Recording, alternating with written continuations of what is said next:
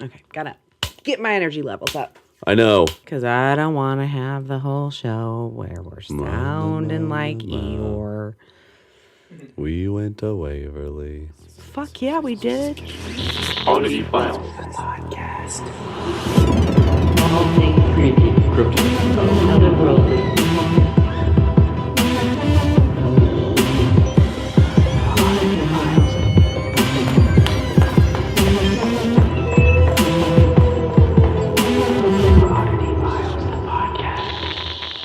We're here. I have investigation hangover. Yeah, we're trying to get our energy levels up, guys, but it's 2 days after the big Waverly investigation, and we're feeling the paranormal hangover. We absolutely are. But you're listening to Oddity Files, the podcast. We're a podcast where we like to talk about creepy shit that we find on the internet, and we think you guys want to know more about. But really, it's a storytelling contest. Clayton and I compete for, I don't know, we should have a... DJ Jimmy's approval. There we go. So we compete for DJ Jimmy's approval. Wah, wah. Every week by telling each other creepy stories. And he doesn't let us eat dinner if we lose. Okay, perfect. So every Friday, one of us goes without dinner. Yes. But welcome, everybody, to Oddity Files. See, there goes my energy level. Right on up. I'm right behind you. I see it in your eyes, man. I'm right behind you. No, you are not. No, once the caffeine from the Excedrin kicks in, then we'll... Oh, that's child's play caffeine right there. I've got the quad shot latte going on over here in my Oddity Files turbo she got me for Christmas a couple of years ago. Quad shot, that's a lot. So what's new? What is new? Well, the obvious. Waverly. We may or may not be possessed because we forgot to sage when we left. We totally forgot to smudge. But, it happens. It does. But, honestly, it was fucking amazing. I'm thinking back on how much time that we were there. We were there for a very long time, and I feel like we barely scratched the surface. I feel like, I know we were there for hours and hours. It felt like 10 minutes. I know. We could do a full night on each floor. Maybe not the fifth floor, but 4 and below, you could do a full investigation on each floor. Absolutely. Absolutely. The place lived up to its reputation. I will say, I talked to Carter about this, I got a welcoming feeling from the spirits there. Well, when we very, very first started, I'm not going to say too much so you watch the episode, but when we very, very first started, I said to you, I have this weird sense of calm and at ease. I thought I was going to be terrified. Yes. I was terrified going in. We were sitting there eating dinner. I'm like, guys, I'm getting real nervous. Yeah, I was anxious all day and just nervous. Yeah. And then I got there and I literally was just like, oh. It's like you walked in and I almost felt relieved the second we walked in. I don't know. Yeah. I can't explain it. But it was amazing. And Tina, the lady who runs the tours and actually owns the building, is one of the most amazing people I've ever met. She really was incredible. And, sometimes we encounter people that are a little more off the wall, and you never really know what you're going to get when we go into some of these places. You really don't. And anybody who investigates different locations, you know exactly what we're talking about. So we get there, and she's just chatting us up. And at first, I was like, oh, here we go. Here we go. Half of our time here is going to be this. Yeah, but no, she was so cool. She was, and she was a realist. Absolutely. And that's what I liked the most about her. And she was just, one thing that really stood out to me, she's like, I don't know how to tell a lie. I couldn't tell a lie if I wanted to, and I don't need to at this place. No. It does itself justice. Exactly. So she has my dream job. She lives there. She lives there. It's amazing. She was like, I'll be laying in bed, sitting on my iPad, and all of a sudden I'll get poked. And I'm like, all right, on the shoulder. Trying to go to sleep. Yeah. Back off. Oh, and honestly, even just since the last time I was there, which was about a year ago, they are putting some work into that place. Yeah, they are. They have windows. Waverly hasn't had windows since it was Waverly, So crazy. But they are working so hard, and every dime they make goes back into that place. amazing. I love it so much. I put some of the photos on my Instagram story, like just with like some little facts. And I've never had so many people commenting on my Instagram stories. Cool. Like so many people were asking me questions or, just a lot of people saying like, I've always wanted to go there. People, like friends from college that I had no idea were even into the paranormal. Like, oh my gosh, how did you guys get into Waverly? They knew like, that it was Waverly. Yeah. That's crazy. It just goes to show how infamous it is. Totally. The biggest question I got is, are you still in town and are you going to Derby? Right. No, not this time. One of my friends, he said that he knew someone that worked there, like acted in their haunted attraction that they do in October. And after you've been hired, quote unquote, as an actor, as your like final test, they start you on the 5th floor all by yourself. What? And you have to walk down to the gift shop. By yourself? By yourself at night. Oh, shit. And so if you do that, then they're like, all right, welcome aboard. Okay, this badass being me wouldn't even walk to the bathroom by herself.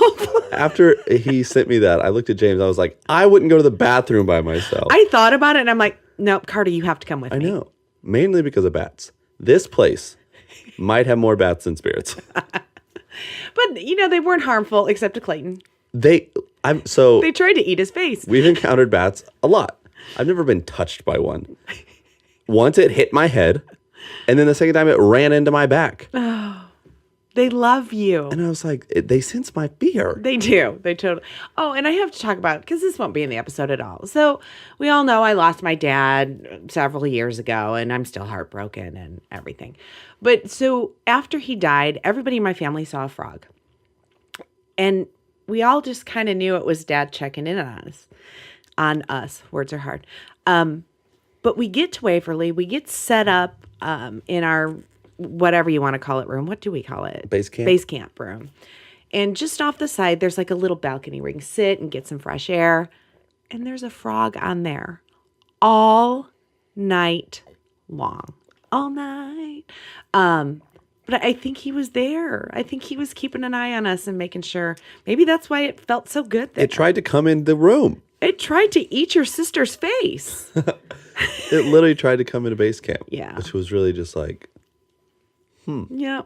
And Carter had a terrifying experience. And I looked at the frog. I said, Dad, keep an eye on him, okay? It was really cool. Yeah. I can't wait for you guys to see the episode. It'll be a minute. It'll be a minute. But it's going to be amazing. There was a lot of exciting stuff that happened. Totally. Everything I wanted to happen, pretty much everybody experienced that As a night. whole, absolutely. Yeah. And yet again, our team, we go in and we get something completely different than what mainstream media has. Every time. So Every time. You guys will love it. Love it. I did want to talk to you guys. Remember last week I had mentioned that we've got a new sponsor and it's Audible. Well, I downloaded a book and it's really good. And I started listening to it on the airplane back from Washington, D.C. There's a bunch of Ed and Lorraine Warren books on Audible. Really? Like that they wrote? Yes. Huh. And it's narrated very well. The first one I downloaded had nothing to do with them, but it was paranormal. It was awful. Of course, that was my free download. So I had to go and buy the Ed and Lorraine Warren book. But it's good. It's narrated really well. It's called Ghost Hunters. And I'm going to start with that one. And it just kind of touches on all of their, I'm sure it's not all of them, but a lot of their places they've investigated and what happened and what went down. And it's written very eloquently and descriptively. Yeah. And so if you do end up joining Audible at audibletrial.com/oddity files, check out the Ed and Lorraine Warren books. Maybe we should start a book club. Like a Wednesday night. Yeah. Book we can club? all just Skype in. Facebook Live. Yeah. Everyone just listens to someone narrate a book. Exactly. So definitely check it out. Again, it's audibletrial.com/oddity files. This kind of has to do with some stuff we've been talking about. I am really upset at Waverly we didn't bring out Boo Buddy. We didn't? We didn't. Oh, no, we never brought. And I literally looked at Boo Buddy at one point and almost told them to take it where they went. I'm just going to be vague. Oh, so that, yeah, for sure. But the reason I thought of that after I was talking about our sponsorship is we have another new sponsor. We do. And it's where we got Boo Buddy, which is where we've gotten a lot of stuff. A lot of stuff. But I know Boo Buddy is an exclusive to GhostStop. Oh, very cool. Yeah. So I think if you're into the paranormal and you like to investigate, even if you just want to do stuff around your house, which I wouldn't, but you feel free. You check out oddityfiles.com/site/GhostStop. And that's honestly pretty much where we get all of our ghost hunting equipment. But like without even shopping, I just get on GhostStop's website to see what new equipment there is out and, you know, who's using what and how it's different. And the stuff they develop is really, really cool. It is. And if you find yourself down in the Orlando area, that's they have a store. What's that? They have that store. Oh, yeah. That's actually, they have a store down there in Orlando. So if you are a Floridian, just swing on by and check it out. Yeah. And one of my favorite things that we've gotten from there recently, aside from Boo Buddy, is they make the GoPro style cameras, which is IR. So you can film it in the dark. And I know a lot of people want to know how to get that kind of camera reasonably priced. So we're going to give them one more shout out. It's oddityfiles.com/site/GhostStop. There you go. You have a paranormal news. Well, we actually both did, but it was the same one. It is legit the exact same story, which. But once you hear it, you're not going to be surprised. No, not at all. Actually, Alexa told me. Damn it, I said her name. She told me about it this morning. Thank you. Why is this not? Oh, there it is. So the headline is Indian Army says it found Yeti footprints in the Himalayas. This is actually off of NBCnews.com. It made NBC News. It's kind of nuts. It's everywhere. Yeah. The Indian Army says it has discovered footprints in the Himalayas that appear to belong to a Yeti, known in the United States as Bigfoot or the abominable. That's such a hard word for me. The abominable. How do you say abominable? Abominable. There you go. The abominable snowman. Measuring 32 inches by 15 inches, the footprints were found near Mount Makalu Base Camp, April 9th. Military officials posted on Twitter late Monday. So this is not April Fool's. A spokesman for the country's defense ministry told NBC News on Tuesday that photographs taken by the Army's mountaineering expedition team had been passed on to the, quote, scientific community for verification. The announcement, which was referred to the Yeti as, quote, mythical beast, unquote, was met. Wow. I can't talk at all, was met with mixed reaction online. Some noticed that the photos appeared to show the footprints in a straight line, one behind the other, similar to what might be expected from a model, a catwalk type thing. Did you see I posted my catwalk pictures on the Yeti's got Facebook? Some sass. Yeah. Well, there's that GIF I send all the time. It's yes. Yeti on the runway. So... Of course, you've got your naysayers, you've got your believers, but the big guys are talking about a Yeti in the Himalayas. I'm kind of stoked. I'm all about it. I am too. Well, he obviously just transported from Utah to the Himalayas. Exactly. It's getting warmer out, so he needs to go somewhere cold. Yeah. So you've got Yetis. Those are the snow big feet. You got the brown ones, which are... all year long beasts? Yeah, I don't even know. Then you've got the skunk ape, which is because it smells bad, because it's in Florida. Duh, B.O. Yowie, that's just another word for it. They're out there. They're out there. We should just do a whole episode of the iterations of big feet. Bigfoots. We totally should. But I'm stoked. This one made the real news. It's not just on Joe Schmo's little website. Hey, so-and-so saw this. And there's photo proof of the footprints, which is even better. That is cool. So, yeah. Hey, you listening? You should check us out on all the socials. Yes. We're at Oddity Files on everything. Twitter, Instagram, Facebook. Just search Oddity Files. Yeah. We come up. We also have a really fun fan page on Facebook that you need to be selectively approved, which we approve everybody. So definitely check that out. If you're listening on Apple Podcasts, please rate, review, and subscribe. God, I really can't talk today. I had a thought. I don't know if I told you this or not, but here's what I'm thinking. To get more reviews on Apple Podcasts, I think we should run a contest. Ooh. Did I mention this to you? No? Kind of, sort of? Maybe, kind of, sort of. Maybe like once a month. So everybody who writes a review, email us at oddityfilescrew. Jesus. oddityfilescrew@gmail.com and tell us that you submitted a review. Yeah. And then once a month, we'll pick somebody randomly and send them one of our cool little car decals and maybe an 8x10. Like a signed 8x10. Yeah. That'd be cool.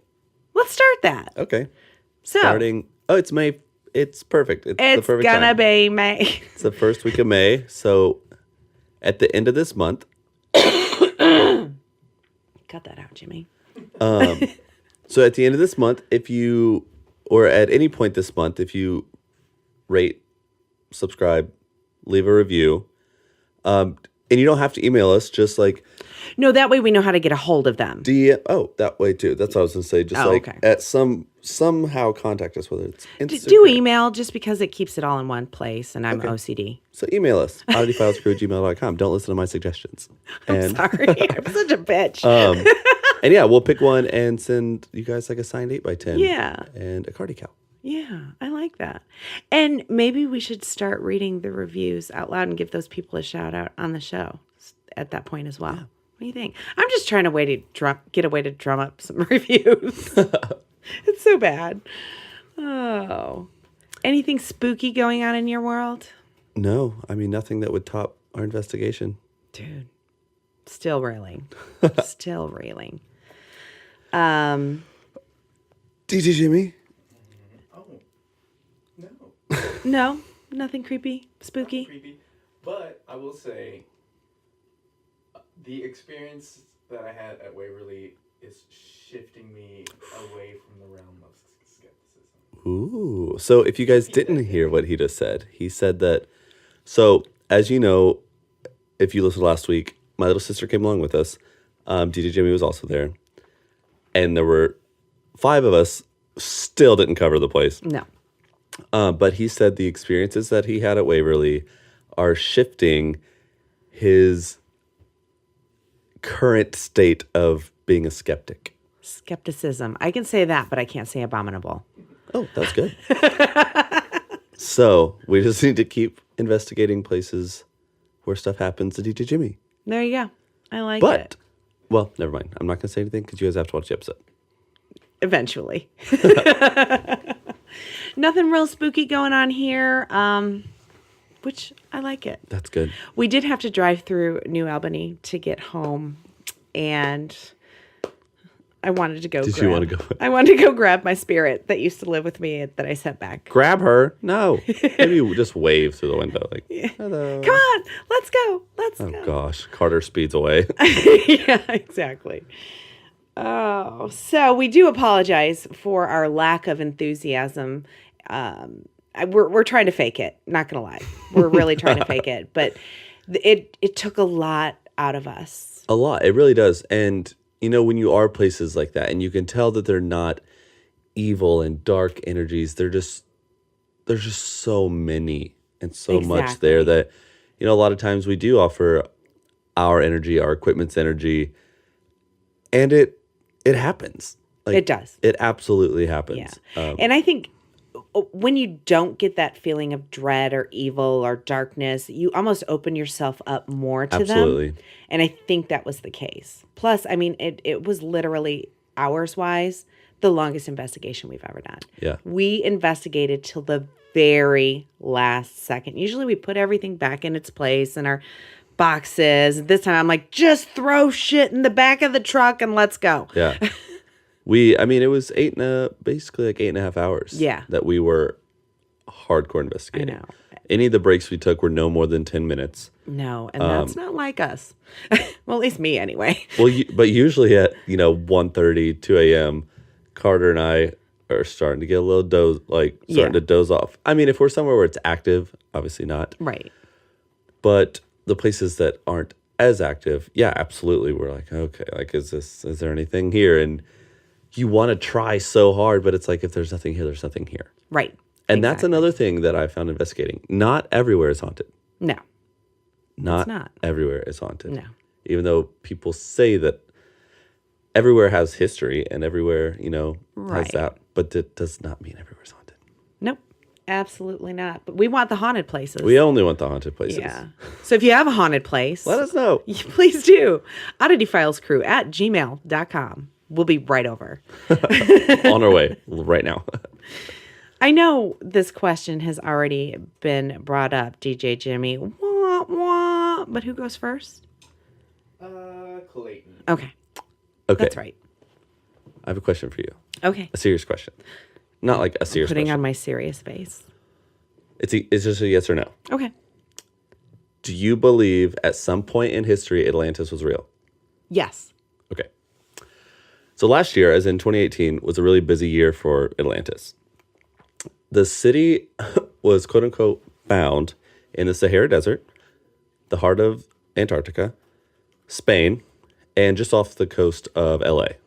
Let me add, I don't believe that it was underwater. I believe it was a city that got covered by water and then uncovered by water. So, yeah, it was found like 4 or 5 times last year alone, supposedly. Okay. So NASA... In different places? Yep. Because all these different researchers are like, I found it. No, I found it. No, I found it. Oh, okay. I mean, I thought it was legit moving. Oh. So NASA astronaut turned oceanographer because why not? He's bored. His name's Paul Scully Power. Sorry, DJ Jimmy. But he renewed his own vow to find the city. He's like, this was real. I'm doing it. Comic book author Zach Kaplan became so wrapped up in his Atlantis findings that his theory, and it's a serious theory that he takes 100% seriously, he thinks it's beneath Manhattan. What? Right. Okay. Good for him. So, right. The amount of issues with that idea, but whatever, here we go. So everyone likes a good legend, especially when it's about some ancient civilization when humans dared, great deeds. But the problem with this whole thing, and this is crazy to me, according to a survey they did last year, 57% of Americans strongly agree that Atlantis once existed. Why wouldn't it have? That's a lot. That's a big number. That is a big number. It's more so than I thought. I mean, well, let me ask a question. Sure. I mean, we weren't taught about this in history books, or were we? No. Okay, this is just like legend lore. Yes and no. So I'll get that. Okay. So Atlantis was never intended to be taken as a real place when it was first brought to life. So the sole source of the legend of Atlantis comes from, and my Greek's a little off, Timaeus and Critias? Sure. Or is that Latin? Let us know in the comments below. I'm not judging. By the Greek philosopher Plato. Okay. So as a philosopher, Plato regularly used hypothetical or mythological examples in his writing, allowing characters in the dialogue to debate the relative facts of an idea in a mock version.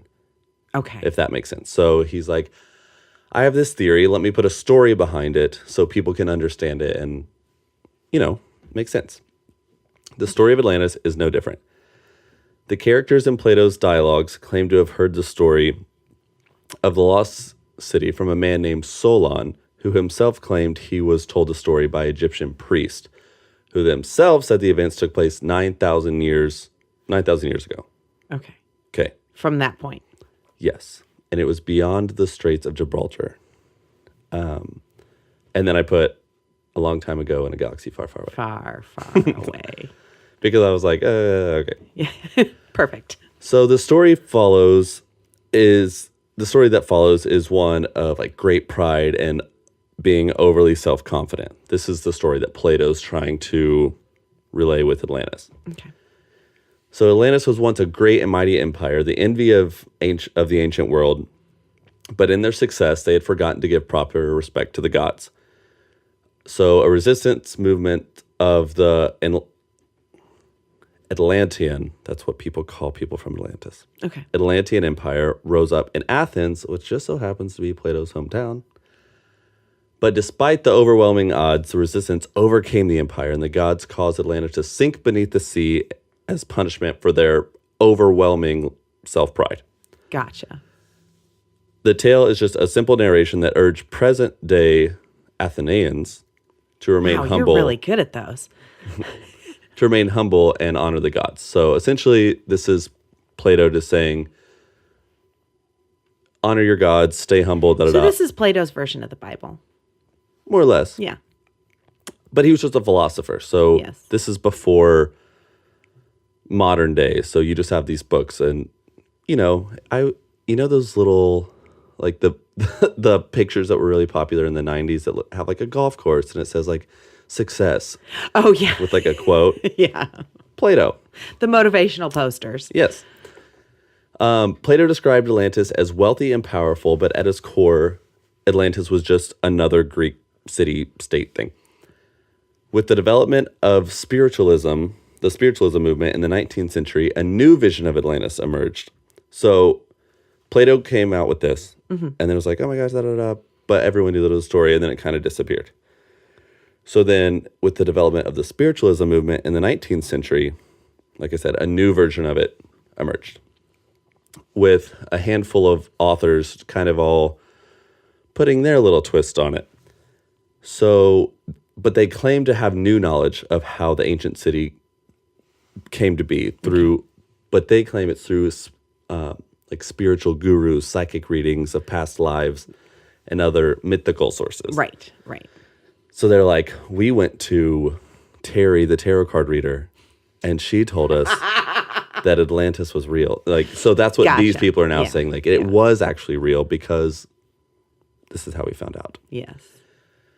So attempts to find physical evidence of Atlanta, Atlanteans, also began in the 19th century. The public's interest of the ancient Greek culture had been piqued in the 1870s when German archaeologist Heinrich Schliemann, very well done. I added a letter, but we're not going to talk about it. Nope. Claimed that he found the actual city of Troy. Okay. So when he came out with this, everyone... I didn't know that city was lost. Well, it was just like, because it's not a city today. Right. It's like, this is where Troy was. So then everyone was like, oh my gosh, and got this uproar because, what is it called when something happens and then it becomes more popular because it... Does anyone know what I'm talking about? We'll cut that out. Okay. So his claims are controversial, but as far as the public was concerned, if Troy was real, why can't Atlantis be real? Right. So that, like I said, that was in 1870. So then in 1882, this book came out, and it was super popular, crazy popular, again, reshaping the public's view of Atlantis. So the author claimed that while he didn't find the actual city, he could use archaeological evidence to prove that it actually did once exist. But he argued that the ancient temples and pyramids of the Egyptians and the Mayans were so similar that they had to originate from Atlantis. Okay, that's a stretch. Right. But I mean, a pyramid's a pyramid. There are only so many shapes. But he was like more or less like attacked, and people were saying like, you're insane because the amount of differences. And in his book, he would like stretch certain parts to make the lines connect and all this stuff because he said that both ancient cultures have glyphic writing systems, which is absolutely true. But if you look at them, it's like putting like English next to Chinese. Like, yes, we have an alphabet. They have an alphabet and system. They are nothing alike. So it is true, but it's not the same. Right. So basically, he again just brought back the whole people wanting Atlantis to be real. So through every new discovery, people often refer back to his book, but there are actually no historical or archaeological claims or data to support his book or findings. Well, that happens. Yeah. So Plato's story was always intended to be just a parable and not a tale of human history. And Dr. Steve Kershaw, who I really, really like after reading this, he said there's no need for anyone to seek Atlantis in Antarctica, Bolivia, Cuba, Egypt, Florida, Greenland, or anywhere else in the world because the location is not a mystery that enters the titles and subtitles of so many Atlantean publications. It certainly existed, but only existed in Plato's imagination, and so it should have done. Myths are good to think with, which is like, oh, I understand. Right. Because yeah. the whole city of Atlantis was only this parable. Right. He was trying to tell people, chill the fuck out. Don't get so into yourselves. Right. It's not good. Yeah. So, like the Bible. Atlantis is powerful, sage, and even entertaining as a legend. But to claim it was a real city is another thing altogether. Our understanding of human past is well established in its basic outline through archaeological and historical data. But the idea that a, quote, ancient civilization, advanced civilization such as Atlantis once existed is best left for movies and Can I just throw this out there, though? Do you know much about the city of Pompeii? Yeah. How could that not be Atlantis? I mean, maybe that was Atlantis. Maybe it was just a different name. Because, I mean, those that don't know, Pompeii is a city in Greece? Yeah. Ish.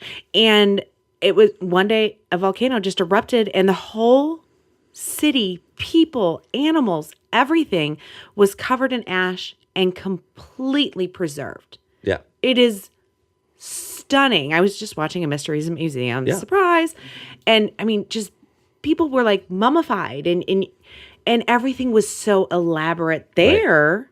Right. Well, and that's I'm what just I throwing think, a conspiracy theory out there. I just think that, like I said, Plato created Atlantis, the word, the name, the place, Atlantis. So people through would years check themselves before they wreck themselves. Right. I absolutely think there might be cities that, I mean, look at Venice, Italy. Fast forward 1,000 years, it's probably going to be mostly underwater. Yeah. It's not Atlantis. Yeah. Like, I absolutely think there are cities that are now underwater because of time, but I don't think Atlantis was real. What if he just changed names, dates, and situations? Instead of being underwater, it was under volcanic ash. Because it was an elaborate city. And then he just put this moral story behind it to make people stay humble. It didn't work, Plato. I'm so sorry. I wish it had. It might have worked for like a year or two. Yeah. Shit's out of control now, man. I'm just saying. But can you imagine like That's a time crazy. before you could just... So let's say Plato comes out with this. If someone named Plato today were to tell us this, we could literally go to Google and be like, what the hell's Atlantis? Yeah. And there would be no search history because it would have never been a thing. But just living in a time where you are like so afraid of that. Right. Because you would read this and be like, oh my gosh, I had no idea that happened. But that's a great story. Yeah, it was cool because I actually, so like it does branch into mythology and all that. But I mainly did it for myself because I really didn't know. I didn't either. And I didn't even know it was a story that was written. I just thought, you know how you learn in school about Greek mythology? Yeah, I exactly. just thought it was just one of the stories that either it did happen or it didn't happen, you know? Yeah. I didn't know that it was... It had a paper trail. Yeah, and it was like a motivational poster. I love it. Way to go, Plato. Didn't work, but way to go. Right. Oh, I used to be obsessed with Greek mythology. Whoa, really? Yeah. I didn't know that. Well, at the time, there were a bunch of early 80s, a bunch of which are now really bad movies were coming out about it, and Medusa and all that stuff. It was just so intriguing. It was like my version of comic books. They're just great stories. It is cool. I have absolutely no decent segue between your story and mine. That's okay. But you know me, I'm watching weird shit on TV all the time. I'm always looking for something to do while I'm folding laundry or whatever it is when I am actually home. But Reels has been really good to me lately. They have like really cool shows. Like one of them I like to watch is like where they take copycat killers of like really well-known murderers and things like that, and then people that try to copy it and this, that, and the other. Well, there's one that I forgot to write down the name of it. I think it's True Horrors or something like that. And it was insane. And it's got a little twist to it at the end. So this is the Herrmann Family Poltergeist. Herrmann Family. Why does that sound familiar? I don't Okay, know. go ahead. I hadn't heard of them specifically before. Okay. The story takes place at 1648 Redwood Path in Seaford, New York, 1958. The story begins with an odd occurrence happening regularly at the Herrmann home. The family was Mr. and Mrs. Herrmann and their 2 children, Jimmy and Lucy. On February 3rd, 1958, Jimmy and Lucy came home from school like any other day. As the children settled in for their after-school routine, various bottles throughout the house began to spontaneously pop their tops off for absolutely no reason. Just like they're hearing in the house, everywhere. According to Herrmann's wife, Lucille, she and the kids were enjoying some time together after the children arrived home from school when they heard these popping noises coming from various places. Upon investigating, they discovered uncapped bottles of several common substances upended in several different rooms. The most surprising was a bottle of holy water spilling all over the bedroom dresser. Whoa. It's like conditioners, just weird What? shit that has a top on it all throughout their house. The family decided to wait until Mr. Herrmann, James, got home to investigate any further. Once James gets home, the family recounts their story, giving him all the gory details, and James then decides they should probably stay calm and keep things to themselves. I mean, we don't want the neighbors to know spooky things are going on in the house. And, back then neighbors probably actually spoke to one another. Right. That was suburbia back then. Not even 5 days later, the family was sitting down for what I can only imagine is like a Beaver Cleaver style dinner, mom and pearls and heels serving, like a full on roast with those little cap thingies. And the popping starts to happen again. This time, James was home and decided to go investigate things for himself. And to his surprise, he finds bottles popped all over the house with whatever ingredients were inside oozing out of the bottles where they landed. Okay. Does that scare you? I would be a little freaked out. I'm trying to think how I would react if I was just sitting around and like bottles started popping. If I would be like, I don't think my first instinct would be to run out of the house, but I would be like, I think I would be more like intrigued. What the like, fuck is going on? How is this happening? Right. Exactly. And they did. Right now, everything's like, this is what the hell's going on. Solar flares. Exactly. And I mean, what do you do in 1958? In this case, they called the police. Really? Yep. Don't tell the neighbors, guys, but let's give the police a call. Police then sent someone out right away, which totally blows my mind. Can you imagine the scenario in this day and age? No. They'd like hang up on you. They would either hang up or 12 state troopers would show up. Yeah. SWAT team. Causing the biggest scene. Everything. And I can picture it, the cops rolling up on the Herrmann house thinking he's got some nut jobs to deal with on the inside. Once inside the Herrmann residence, Mr. Police Officer starts hearing the same popping all over the house as well. And when he goes to where he's hearing the noises, he finds the same result as the Herrmanns. Bottles toppled over with their contents spilled. Even like jars with screw top lids filled with jelly. Just everything that had a top on it was doing this. While the cop was blown away, he was also super suspicious and takes James aside. And since there are a couple teenagers living there, they come up with the conclusion that it's probably Jimmy pulling a prank on the other family members. So the two investigate a little more, and they really can't find any evidence of the kid playing pranks. I mean, that would be my first. You got a couple teenagers in the house. Guys, chill the fuck out. Yeah. This continues over time. And the police send officers who investigate other ways that this could be by naturally occurring things like maybe the house was having heating issues and cooling issues and it was heating up and and this, that, and the other. That would make sense. Yeah. And then they looked into prankster Jimmy a little bit more, but they end up coming to the conclusion that there is no conclusion. They just cannot explain it. Okay. So then the story gets out. Reporters show up and the incidents are caught on film and then televised. What? I need to search for some of this footage. It was kind of a last minute story writing session going on here at my place. So much for the neighbors not finding out. People all over the world are intrigued by the story and what became known as the Popper incident or incidents. And the occurrences begin to actually escalate, and they even bring in a priest, and he can't do anything about it. One day, a cousin comes over to the visit, and she's thinking that James and the original officer who came first for the police call, thinking it was little Jimmy. She's like, it's got to be. I mean, back then, you could buy magic trick kits on the back of comic books, so she's like, enough is enough. I'm going to figure this out.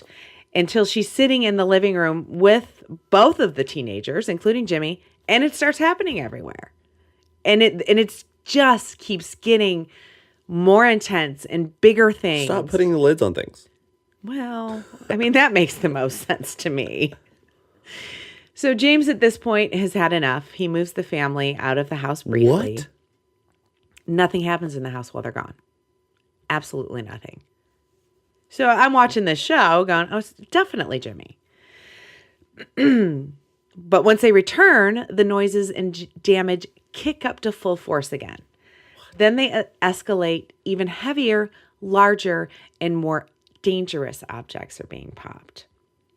After about a full month of this, Dr. J.B. Rhine, director of the Duke University's parapsychology lab, gets wind of the craziness and asks the family if he can look into the phenomena. Isn't that what the Ghostbusters were? They were the parapsychology at the university? Oh, maybe. I think you're Something right. like that. Yes. Ryan believed that 2 hormonal teenagers living in the house could have caused some sort of psychokinesis. No way. Of poltergeist activity. This is a thing. Okay. And I'd heard of this before. That's why when I was watching this, I'm like, oh, I need to do some research. So Ryan and his colleagues began to try and prove that there is no way that this could be happening naturally, that it is this psychokinesis. So let's look a little more into the psychokinesis angle. So this is a whole rabbit hole in its own right. And I could have read for hours and hours and hours about it because it's so interesting. So here's the definition of psychokinesis activity. Get ready for some big words that I'm probably going to fuck up. It's okay. Psychokinesis, for short, is PK, refers to the apparent ability of some individuals to paranormally affect physical processes using mental powers. Because poltergeist phenomena tend to focus around the poltergeist agent, it is suggested that they are caused by spontaneous eruption of the agent's latent psychokinetic powers. Are we on the same page? Yes, I'm following. Okay. So it's based around this agent is a person. Mm-hmm. As poltergeist outbreaks are usually associated with high levels of emotional stress, it is also presumed that this may amplify the agent's psychokinetic energies until they eventually explode in the form of poltergeist activity. What? It has also been suggested that certain environmental factors may amplify the psychokinetic energies of some sensitive individuals, leading to poltergeist manifestations. In particular, research indicates an association with electromagnetic fields and geomagnetic disturbances. So that's like the perfect storm. Yeah. This stress, this everything all wrapped up into one. So the poltergeist agent is usually a child, teenager, or young adult. Most commonly a prepubescent or pubescent girl, 9 to 13 years in age. And I've heard that so many times. Whoa. In many poltergeist cases, there are complex and emotionally conflicted family dynamics. Often the family has a strict authoritarian and punitive regime and may be strongly religious. Okay. So without reading word for word these definitions of what it is, here's how I see it. You've got hormones, which is an energy of it. We've all been teenagers. Yes. Some of you listening may be teenagers. Ask your mom and dad for permission. But I was a fucking nightmare as I literally was. And everything's just so, Yeah. We're all X-Men. Oh my gosh. Dreams Think do about come it. true. I know.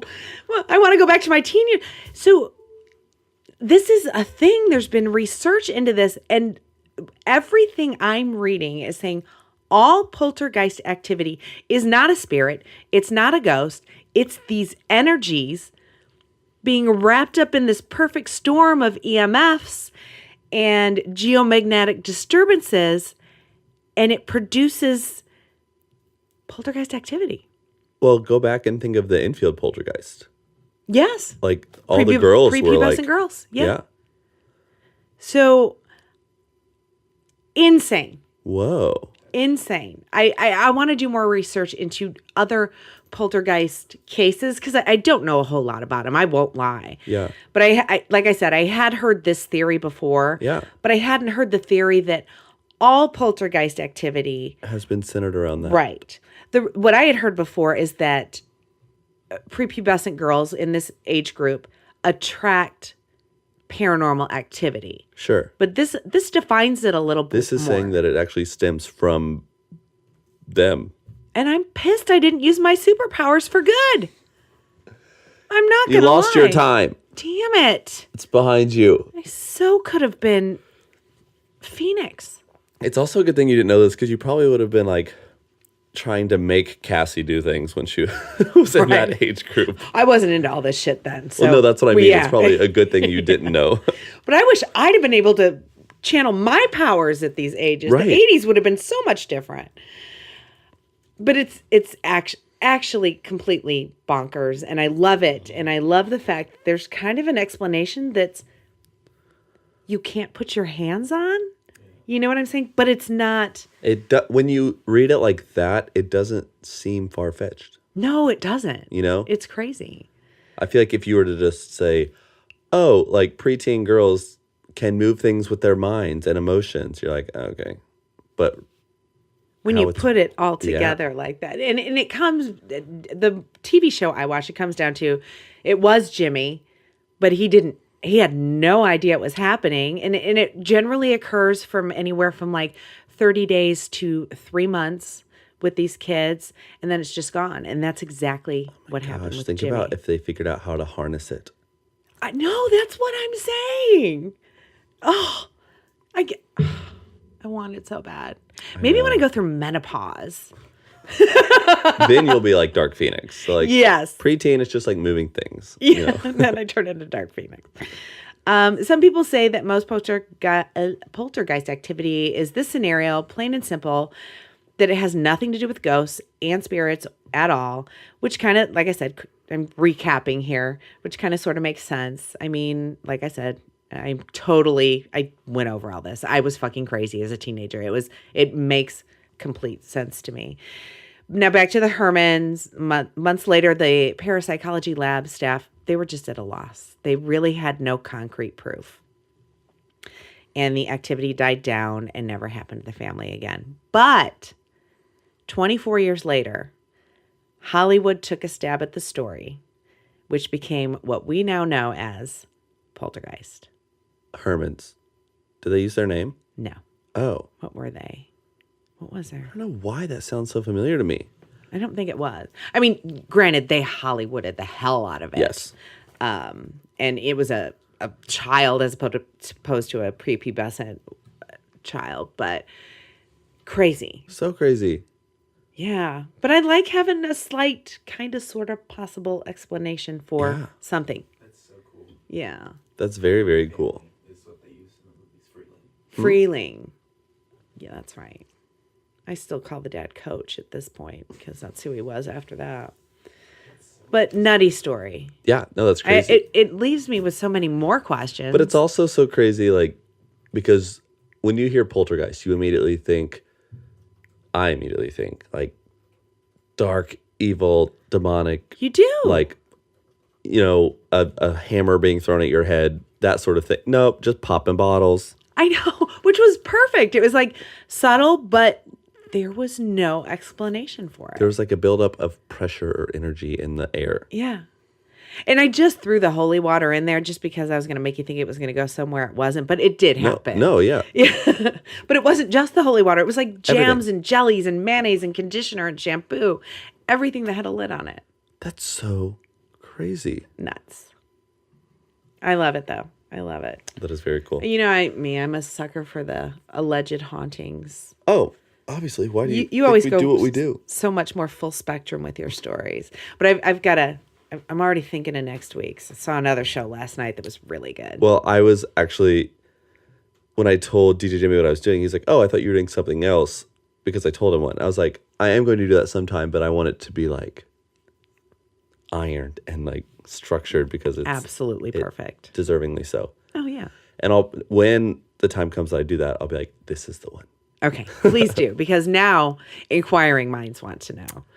So we got a story on Facebook. We did. We did. Super excited about it. So it's from our friend Indigo. Yes. And she sent us this. She says, so my story takes place in Monroe, North Carolina, which is just outside of Charlotte, on the night of the solar eclipse back in September of 2017. Oh, so it's super recent. Yeah. She says, I didn't feel like going anywhere to watch it since I was several months pregnant at the time, so we decided to have some friends over for a little cookout and make an event out of it. So after the eclipse and just after sundown, myself, my husband, and a few friends stayed late deciding to stargaze, since we live out in the country where there's no light pollution and you can basically see every star. We were all laying on blankets watching the sky when all of a sudden I noticed two very faint stars were moving across the sky. Every so often, they would appear to stop and then go again, almost as if they were interacting with one another. Oh, wow. I pointed this out to my friends to see if anybody else could see this, to confirm that I was not crazy. Story of our lives. Yeah, preach. One other person was able to find where I was pointing and confirmed that I indeed was not crazy. Or if I was, he was too. Again, story of our lives. Yeah, exactly. We were so fascinated and freaked out with the excitement that we both noticed a bluish-green geometric pattern shooting out from both points connecting the two. What? Then the pattern seemed like they were coming down towards us. No sooner than this happened, I saw a light out of my peripheral vision that I assumed was one of my friend's phone screens lighting up. Yeah. But when I looked to see where the light source was coming from, and bitch at someone for messing up the vibe, there was still pure darkness. What? I can only speculate that the light and what we were witnessing were connected in some sort of way. So while we were freaking out about all this, I noticed that my stomach started to get really warm, then hot. Oh, and she was pregnant, right? Yes, but it wasn't my skin that was heating up. It was just something inside my stomach was radiating heat out. It seemed like the baby was getting hot. Oh, wow. Like a literal bun in the oven, if you will. LOL, she says. I again needed someone to confirm that I wasn't losing my mind. So I had everyone put their hand on my stomach, and they all agreed that it felt very warm. And then as quickly as it started, everything stopped. The points in the sky were gone, patterns and lights were gone, and my stomach went back to normal body temperature. What? Okay. Alien baby. Alien. How is the baby now? That's what we need to know. Indigo, drop us a line. Yes. And do they have any superpowers? It's like... Yes. It's literally like Jack. Yes. From The Incredibles. Oh, literally. The baby was trying to make contact with the aliens. Oh, that's so cool. That's a really cool story. That is. And very different than, what we normally the get. whole baby thing just puts a whole new twist on it. Yeah. Thank I you. loved it. That was awesome.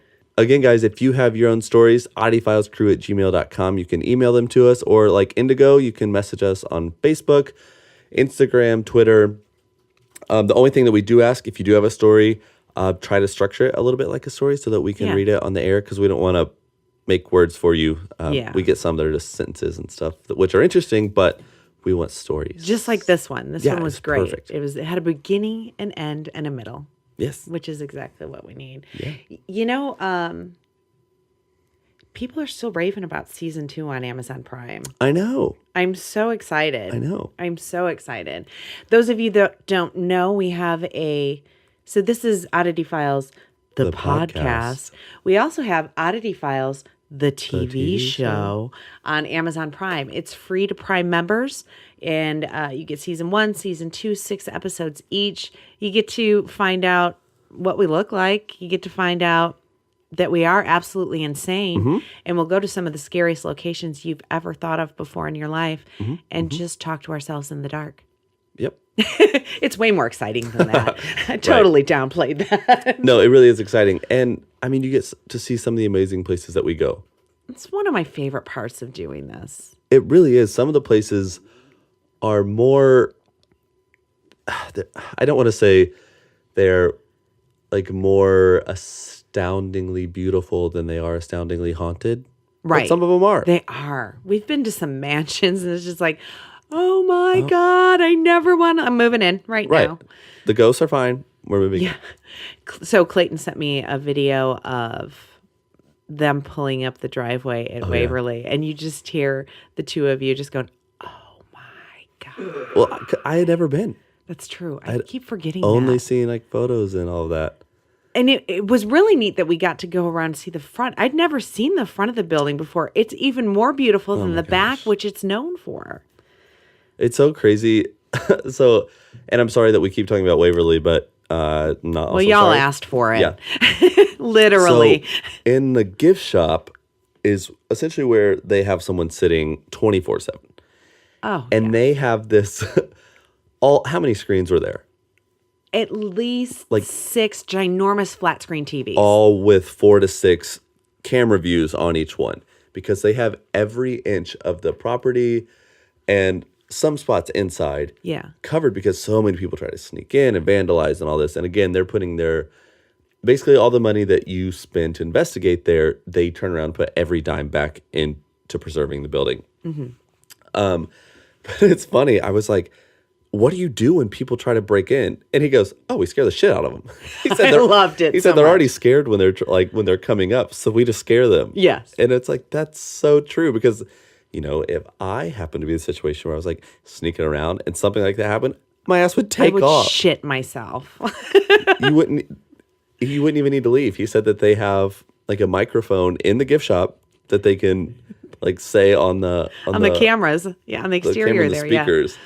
I'd be like playing creepy sounds. And oh yeah. I wouldn't just be like, hey guys, get out of here. Yeah.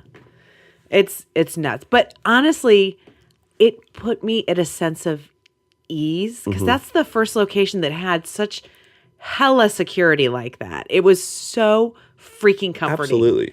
Because I'm way more scared of people than I am ghosts. And that place is known for people trying to get up on in there. So great. They said that 2 people tried to get on the property while we were in there. Oh, thank God they were there. It was a Monday night. I know.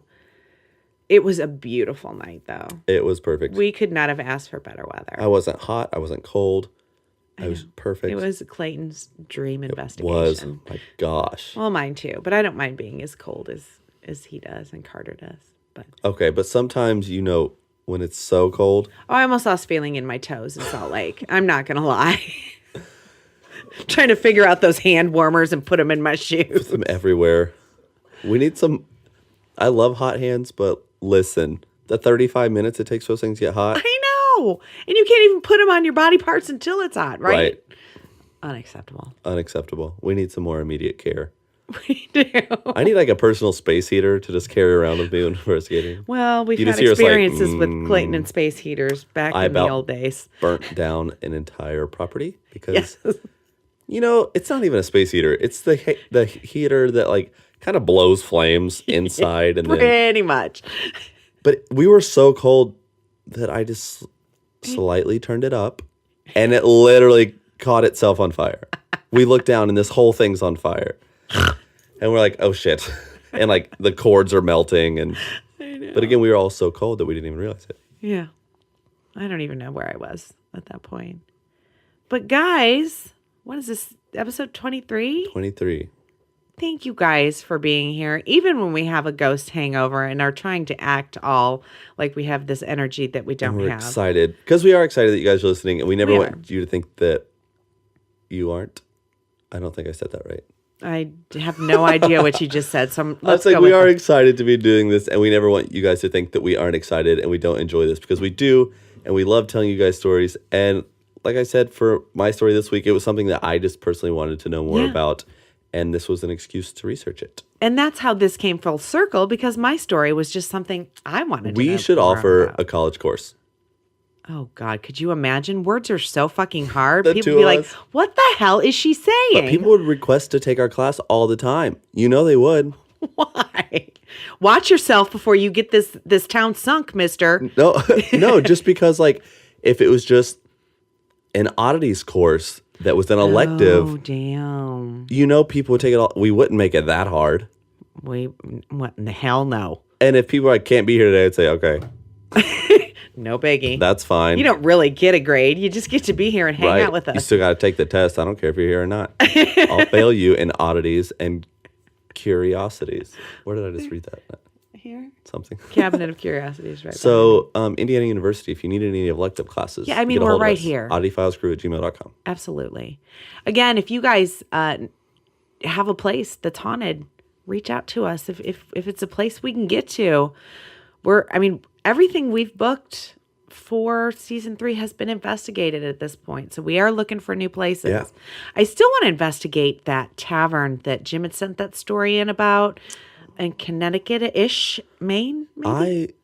I think my next, I'm not going to call it bucket list, but really on my radar is that mansion up in Cleveland. Oh, yeah. God, what is it called? I don't know, but I really, really, really want to investigate that. Because there's a little girl up in the attic. Yes. So maybe we try to get a hold of them. Maybe we should. Or if you guys know, the only reference I have to it is it was on Paranormal Lockdown. Nick the something mansion. Yes. But it's not like unaccessible. No, it's not. So if you guys know, one, the actual name of it that we can't think of right now, or two, who owns it, runs it, has it in, let us know. Because Cleveland's not a terrible trip. No, not at all. You guys want to know my bucket list? The White House. Well, that's why I said realistic. Absolutely. It's certainly not going to happen until somebody new lives there for me. But we'll have DJ Jimmy run for president. Yes. DJ Jimmy 2020. Wah, wah. I love it. This is his official. He's throwing his hat in the ring. Yep. Look out. But thanks, you guys, for being here. Thanks to our sponsors, audibletrial.com/oddityfiles and GhostStop. Definitely check out the new one for me, guys. It's oddityfiles.com/site/GhostStop. Thanks, guys. Oh, don't forget, weird is the new cool. Goodbye. There will be stickers and T-shirts and decals and hats soon. Eventually. Goodbye. Goodbye. Goodbye. Goodbye.